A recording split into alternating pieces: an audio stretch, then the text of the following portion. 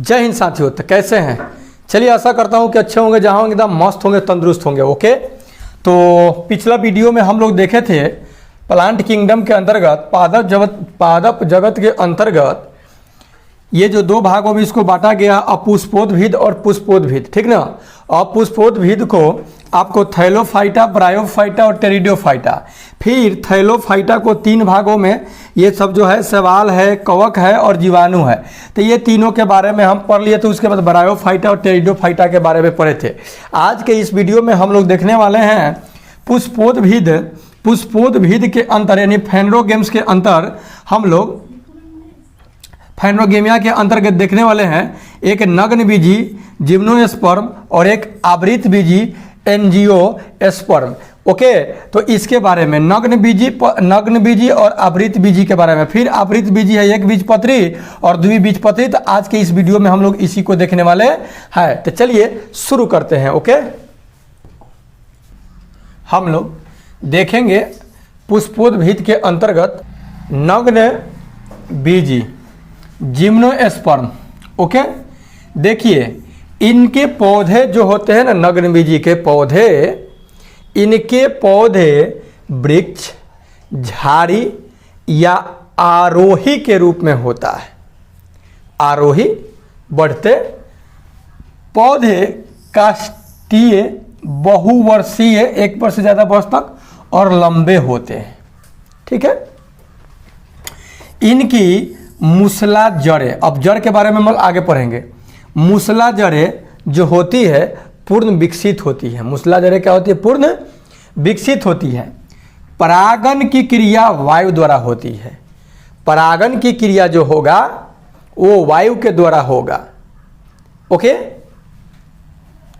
ये मरुद्भिद होते हैं। और ये क्या कैसा होता है? मरुद्भिद पौधा होता है। कौन? ये जो नग्नबीजी है। तो ये गुण नग्नबीजी का है।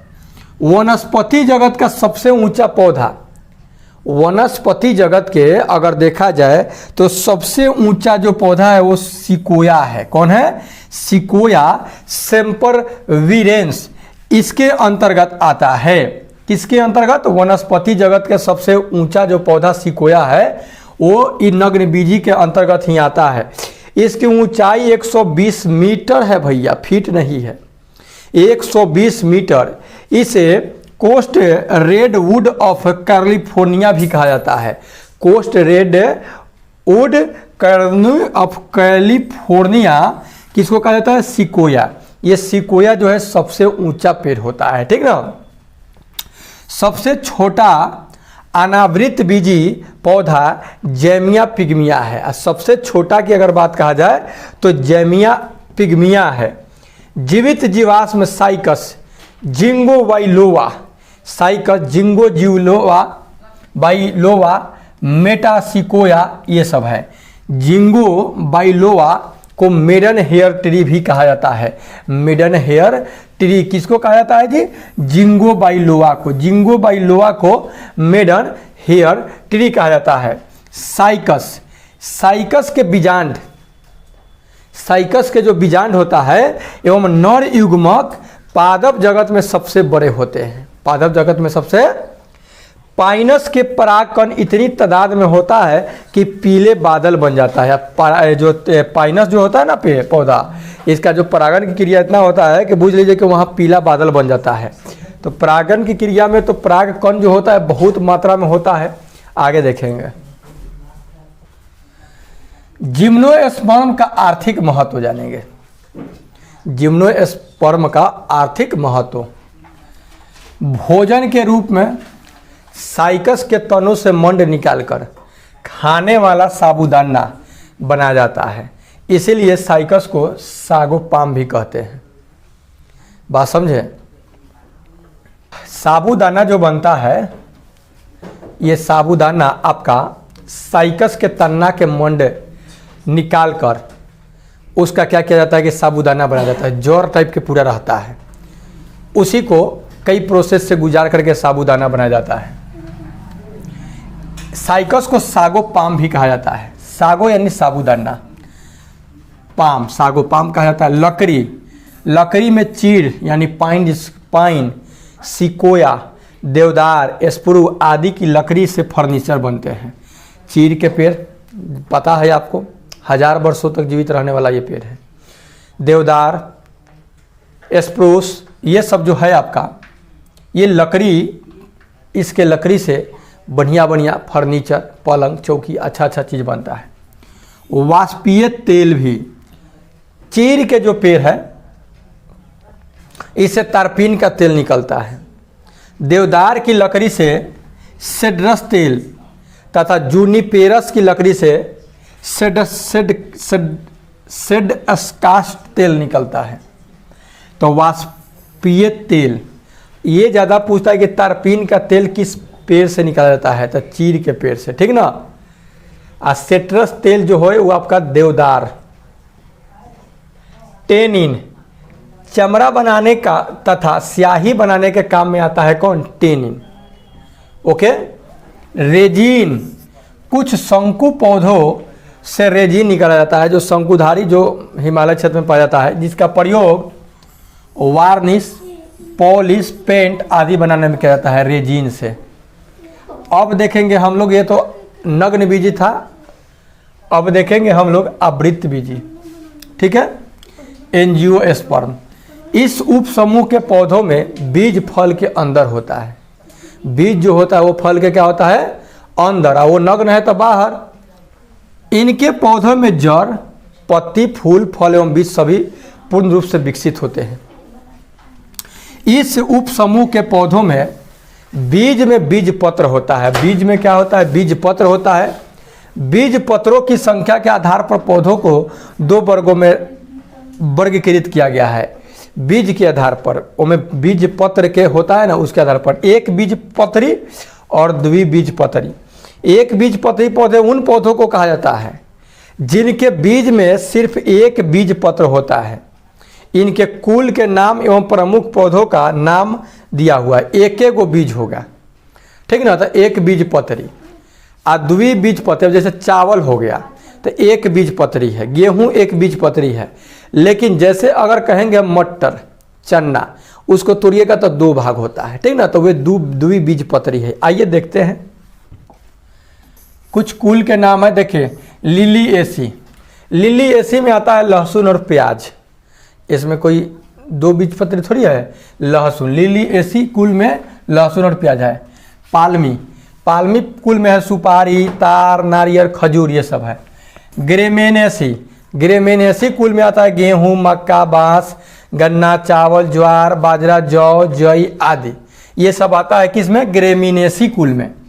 द्विबीजपत्री पौधे, इस वर्ग के पौधे में वे पौधे आते हैं जिनके पौधों को बीजों में 2 पत्र होते हैं। इनके कुल का नाम और पौधा का नाम दिया है। जैसे क्रूसीफेरी, क्रूसीफेरी में आता है आपका मूली, सलजम, सरसों, ठीक ना। ये सब जो है कुल क्रूसीफेरी है, ठीक है। मालवेसी, कपास, भिंडी और गुड़हल यानी ओढ़ाउल।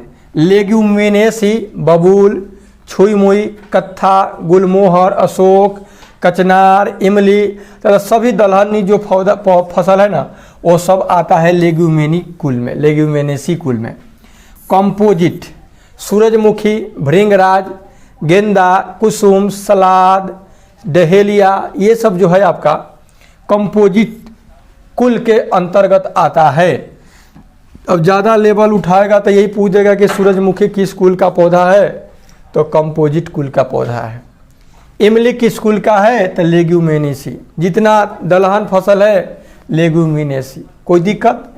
रूटेसी, नींबू, चकोतरा, संतरा, मौसमी यानी मौसमी भी बोला जाता है, बेल, ये सब जो है आपका ये रूटेसी कुल का पौधा है। कुकर बीटेसी, कुकर बीटेसी में है तरबूज, खरबूज, टिंडा, कद्दू, लौकी, खीरा, ककड़ी, परवल, चिचिंडा और करेला। सोलेनेसी कुल के पौधा है, आलू है, मिर्च है, बैगन, मकोए, धतूर, ओके, बेलेंडोना, टमाटर, ये सब जो है आपका सोलेनेसी कुल का है।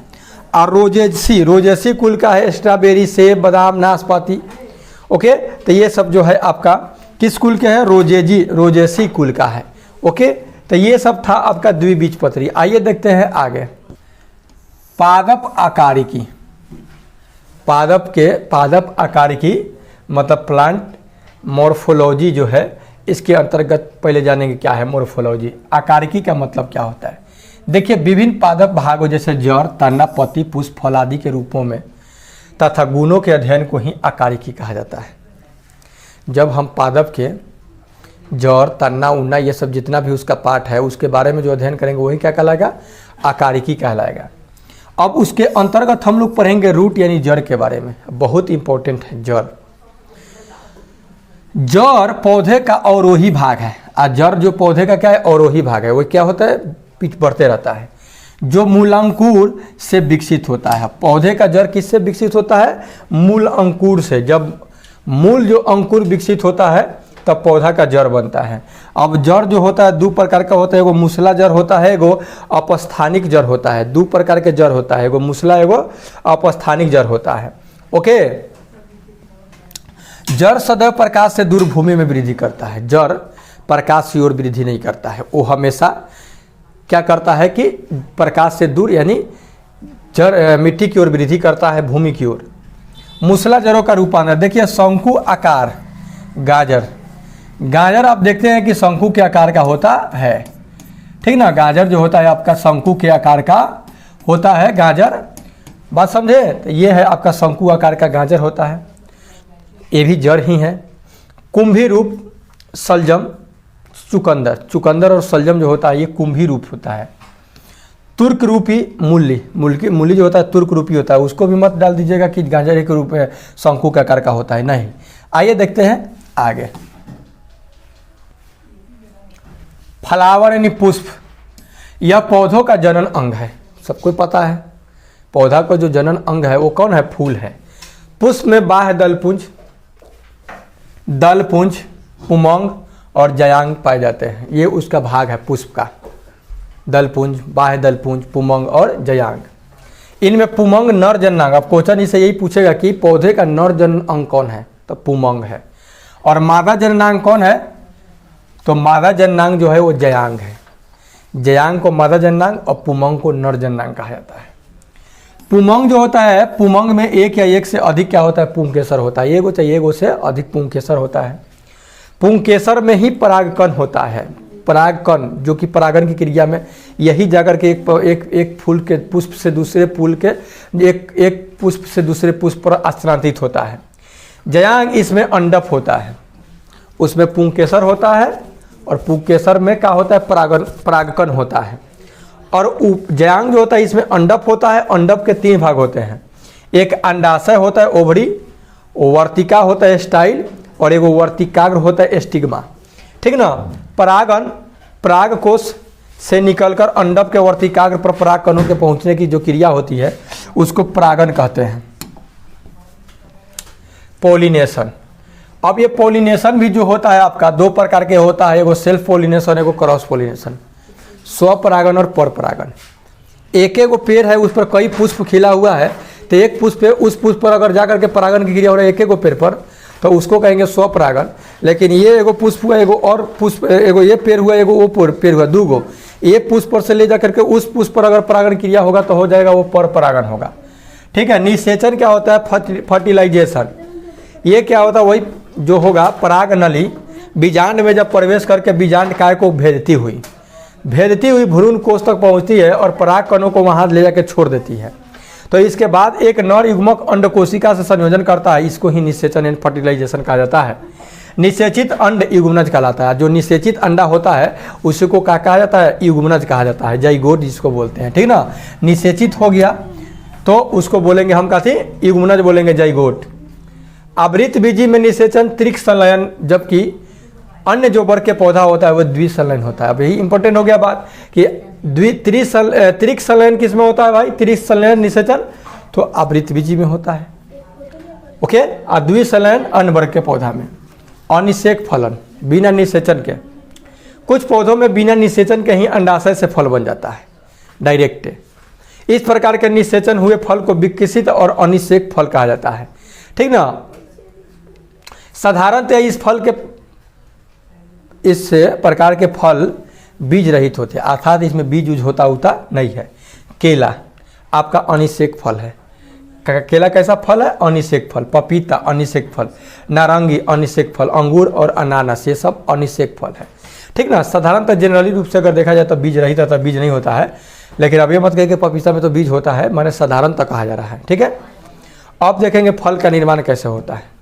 आपको पता है कि फूल से ही फल का निर्माण होता है। फल का निर्माण अंडाशय से होता है, याद रखिएगा। अंडाशय ही विकसित होकर के फल का रूप धारण कर लेता है। संपूर्ण फलों को 3 भागों में विभाजित किया गया है, एगो सरल फल, एगो पुंज फल, एगो सग्रंथित फल। तो सरल फल जैसे में अमरूद, केला ये सब सरल हो गया।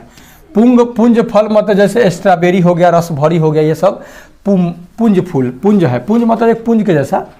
सग्रंथित फल जो होता है कटहल, सहतूत यानी तूत आदि। कुछ फलों के निर्माण में बाह्य दलपुंज, बाहरी वाला जो दलपुंज होता है, दलपुंज या पुष्पातन आदि क्या करते हैं, भाग लेते हैं। ऐसे फलों को असत फल कहते हैं। अन्य फल से फल कहते हैं, जैसे सेब, क्वेश्चन आता है असत्य फल कौन है, तो सेब असत फल है। कटहल असत फल है, क्योंकि इसका जो होता है ना, इसके फलों का जो निर्माण होता है बाह्य दलपुंज या पुष्पासन से ही हो जाता है। पुष्पासन से निर्माण होगा तो असत्य फल। असत फल यानी फल से फ्रूट बोलेंगे, ठीक ना। पुष्पासन आदि से जब होगा तो सेब जैसे हो, ठीक ना।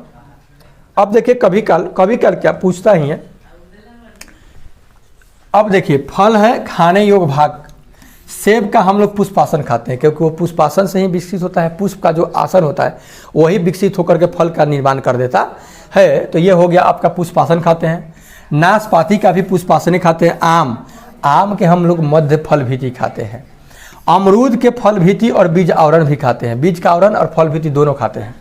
अंगूर के फल भीति और बीज अंडासन खाते हैं, बीज अंडासन। पपीता का मध्य फल भीति खाते हैं। पपीता का क्या खाते हैं? मध्य फल भीति। नारियल का भ्रूण पोष खाते हैं। नारियल का क्या खाया जाता है? भ्रूण पोष। टमाटर का फल भीति, टमाटर तो एक फल है लेकिन उसको सब्जी के रूप में उपयोग किया जाता है, बीज अंडासन। केला का मध्य एवं अंतःभीति भी खाते हैं। गेहूं जो है उस पुष्प पोषण एवं भ्रूण खाने विभाग। काजू पुष्पवृत्त और बीज पत्र खाया जाता है काजू का। लीची एरिल, लीची का जो भाग खाने वाला है वो एरिल है। चना का तो हम लोग बीज पत्र खाते हैं एवं भ्रूण। मूंगफली बीज पत्र और भ्रूण खाते हैं। सहतूत रसीले परिदलपुंज खाते हैं, याद रखिएगा। सहतूत जो होता है उसका रसीले दलपुंज परिदलपुंज। कटहल परिदलपुंज व बीज असत फल है, लेकिन अनानास के परिदलपुंज और नारंगी का जूसी हेयर खाते हैं, ठीक ना। तो ये खाने वाला भाग था। ओके, नेक्स्ट क्लास में हम लोग पादप उत्तक के बारे में हम लोग पढ़ेंगे, ठीक ना। फल फूल तना जड़ ये सब के बारे में पढ़ लिए। ओके, नग्न बीजी आवृत बीजी ये सब टोटल हो गया। अब हम लोग उत्तक के बारे में पढ़ेंगे। किसके उत्तक? तब पेड़ पौधों के उत्तक के बारे में। ओके, तो चलिए मिलते हैं नेक्स्ट में। तो टेक केयर, गुड बाय।